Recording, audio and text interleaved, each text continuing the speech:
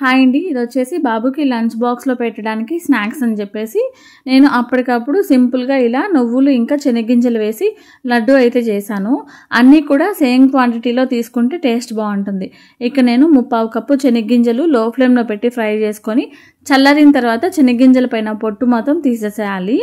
తర్వాత నువ్వులు కూడా సేమ్ క్వాంటిటీ తీసుకున్నాను. నువ్వులు అయితే మనకి ఇసుక కొంచెం చెత్త ఉంటుంది, అన్నీ చూసుకొని బాగా వాటర్లో వాష్ చేసుకొని అది ఫ్యాన్ కింద ఆరిన తర్వాతనే ప్యాన్లోకి వేసుకొని ఫ్రై చేసుకోవాలి లైట్గా.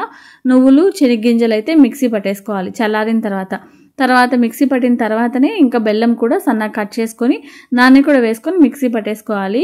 నువ్వులు ఇంకా శనగగింజలో మనకి ఆయిల్ బాగా రిలీజ్ అవుతుంది కాబట్టి లడ్డు కూడా ఈజీగా అయిపోతుంది. ఒకవేళ మీకు లడ్డు చుట్టడానికి రాకపోతే కొద్దిగా నెయ్యి వేసేసుకొని ఇలా ఉంటలు అయితే చేసేసుకోవడమే, చాలా బాగుంటుంది. మీకు నచ్చితే ఇలాచీ పౌడర్ కూడా వేసుకోవచ్చు, నేనైతే వేయట్లేదు. ఒకసారి ట్రై చేయండి అంతే.